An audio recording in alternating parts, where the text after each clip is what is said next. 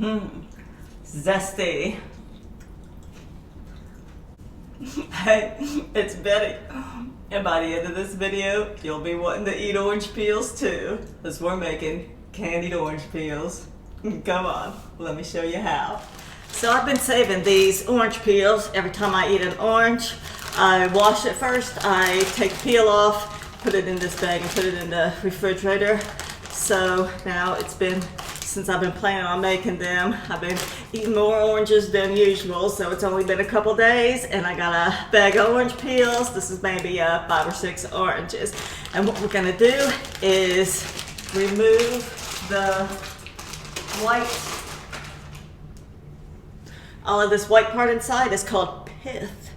And we will cut that out of there with a spoon or a knife or whatever. I'm gonna see what works best, but we'll get all those cleaned up where it's just the orange, and then we'll put them in some water. The way to remove the pith from the orange, if it's a peel long enough, you can just put the knife parallel, pull back, and just slice it off. When you see all the little dots, that's good enough. Or you can push it this way, away from you as well. If there's anything that you need to remove, you can scrape it off as well. So what we need to do is remove all the pith from all of the orange peels.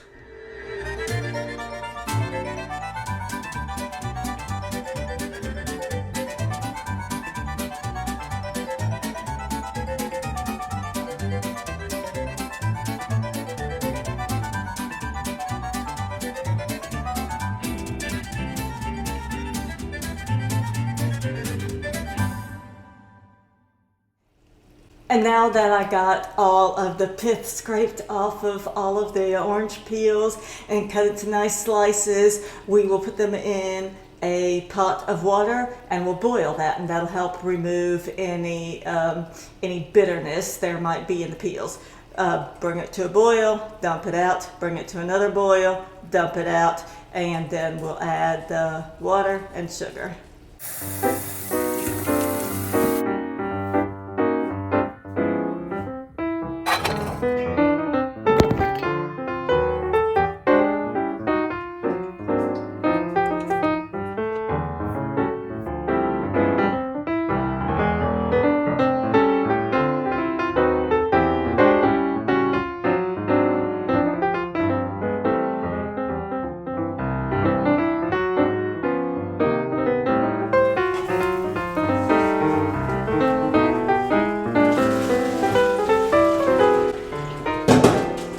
Smells really good.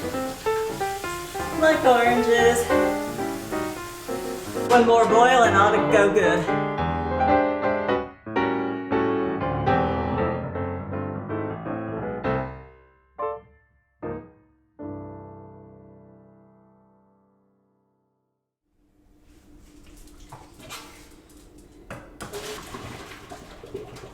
Now after the final rinse stage, boil stage, whatever you want to call it, we will add about a cup of water and about 3 cups of sugar. That'll work.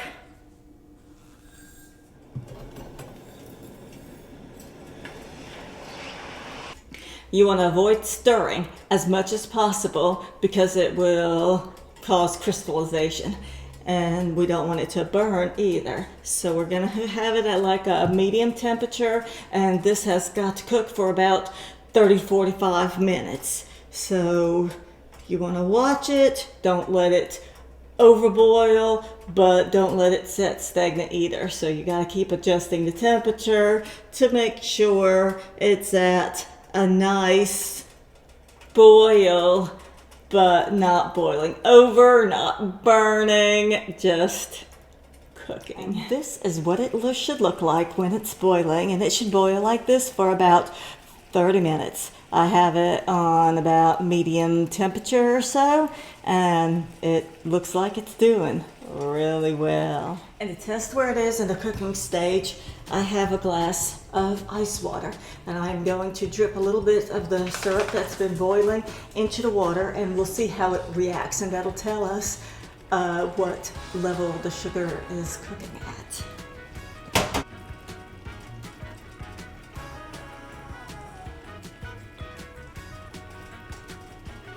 See how the sugar is slowly dripping down.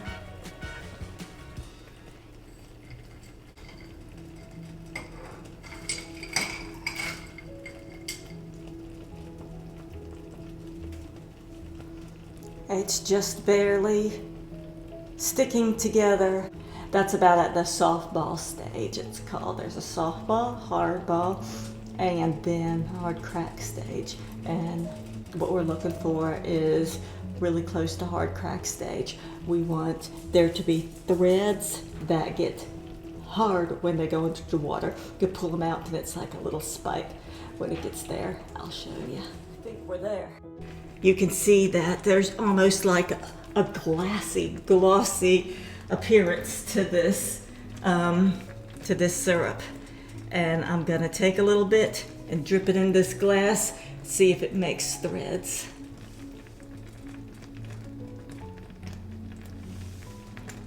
Ooh, it is almost there. Yeah, see how solid that is?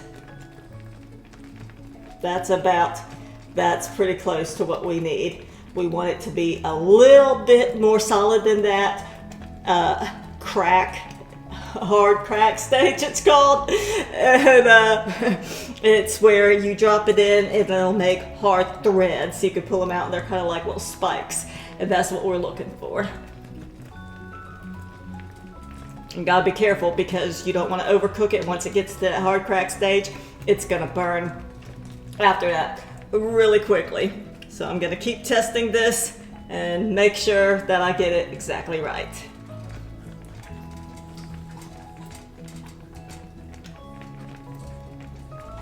Yep. See those strings? That is exactly what we are looking for. So this is where we gotta work quickly. I already removed it from the fire because I don't want it to get any hotter. Now we'll take it over. Let me see if I could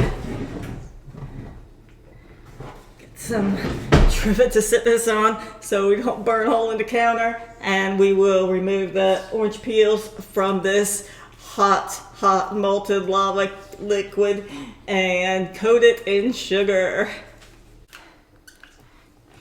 So I got my sugar dish here and I got my done dish here. Move this over here and we will scoop out, bring this closer. It's gonna be hard to clean up off the counter if any of it drips. And we will put this, look at that. That looks good. So we're gonna put these pieces, we're gonna try to separate them from each other and roll them into the sugar and then place them onto the other plate so we can keep going. You definitely do not want to touch this with your hands. So I think I'm gonna try using two, and what we do, we just cover that, coat it, cover. We gotta work quickly because we don't want this to harden in here and become a solid mixture. I guess, orange brittle might be good, candied orange peel brittle, but I'd rather just have nice separate pieces of candied orange peel. So cover it with the sugar, transport it to the other plate and move on.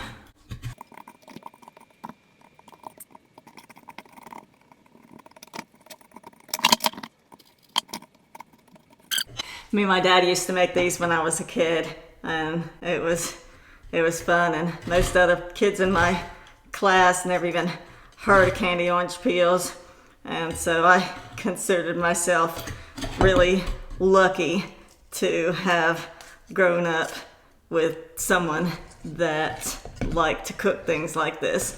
When he made peanut brittle and candy orange peels, and just they cooked some good food.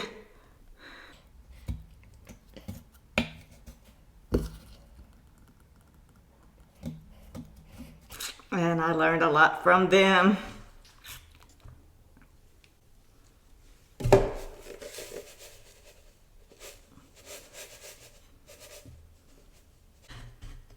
And you can really candy any citrus peel.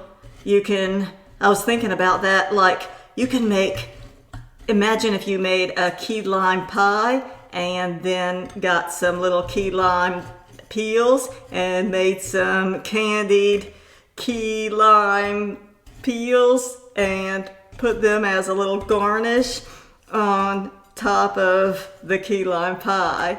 That would be good. And then you could make big grapefruit ones and just, yeah, this is starting to get hard. Oh no, it's already getting crystallized in here. I gotta work faster.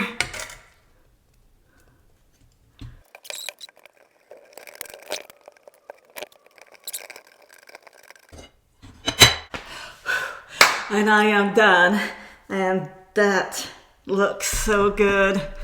I don't know if I could do anything with this leftover. I don't know if I could do anything with this leftover sugar, but seems like there should be something I can do with it. I'm just gonna scoop it on top of this dry sugar so that it can harden, and if it's on this sugar, maybe it won't stick to the plate so bad. This is a very hard to clean thing when this solidifies. So make sure you put some hot water in here, put it back on the stove, and let this candy cook off the sides of this pot, or you'll never get it clean.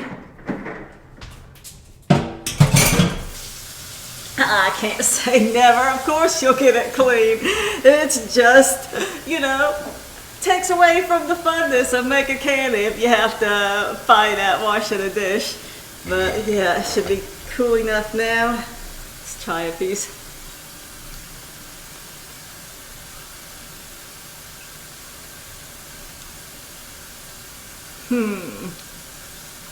Yeah.